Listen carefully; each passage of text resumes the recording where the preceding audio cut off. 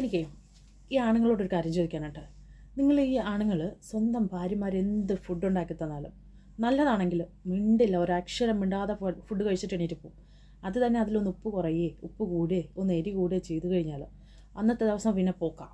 ഇതിങ്ങനെ കുറ്റം പറഞ്ഞുകൊണ്ടിരിക്കും. പക്ഷെ നല്ലതാണെങ്കിൽ മിണ്ടില്ല.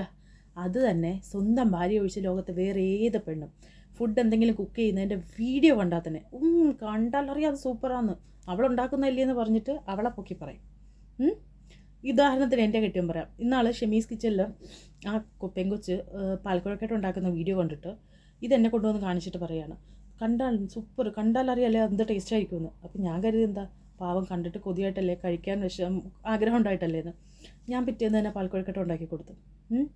ഇങ്ങനെ ഇത് മേടിച്ച് കുടിച്ചിട്ട് പറയുകയാണ്, അയ്യേ ഇതിങ്ങനെയാണ് ഇരിക്കുന്നതെന്ന്. എന്താ ഇങ്ങനെ, നിങ്ങളെന്താ ഇങ്ങനെ? ചേച്ചി എങ്ങോട്ട് പോവാ? അത് പിന്നെ എൻ്റെ കെട്ടിയും കൈയും നെറ്റിയും പൊട്ടിയിട്ട് ഹോസ്പിറ്റലിൽ അഡ്മിറ്റാണ്. ഞാൻ ഹോസ്പിറ്റലിൽ പോകാൻ റെഡിയാവാം. പട്ടുസാരി എടുത്തിട്ടാ? ഇന്നാളത് എൻ്റെ ഒരു പെങ്കൊച്ച് ഇതേ കളർ പച്ച പട്ടുസാരി കൊടുത്തത് എന്നെ കൊണ്ടുവന്ന് കാണിച്ചിട്ട് പറയാം, നല്ല സാരിയല്ലേ അവൾ എടുത്തിട്ട് നല്ല ഭംഗിയുണ്ടെന്ന്.